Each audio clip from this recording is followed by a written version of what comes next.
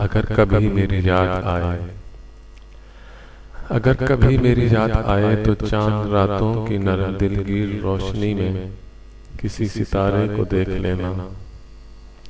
अगर वो नखले फलक से उड़कर तुम्हारे कदमों में आ गिरे तो ये जान लेना वो इस्तारा था मेरे दिल का।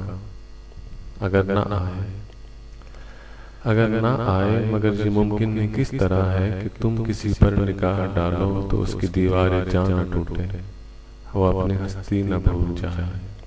अगर कभी मेरी याद आए, अगर कभी मेरी याद आए, गुरेज करती हवा की लहरों पे हाथ रखना। मैं खुशबुओं में तुम्हें मिलूंगा, मुझे गुलाबों की पत्तियों में तलाश करना। मैं ओस कतरों के आईनों में तुम्हें मिलूंगा। अगर सितारों में ओस कतरों में खुशबुओं में न पाओ मुझको तो अपने कदमों में देख लेना। मैं गर्द होती मसाफतों में तुम्हें मिलूंगा। कहीं पे रोशन चिराग देखो तो जान लेना कि हर पतंगे के साथ मैं भी सुलग चुका हूँ। तुम अपने हाथों से इन पतंगों की खाक दरिया में डाल देना। मैं खाक बनकर समंदरों में सफ़र करूँगा, किसी न देखे हुए जजीरे पे रुक के तुमको सदाएं दूंगा।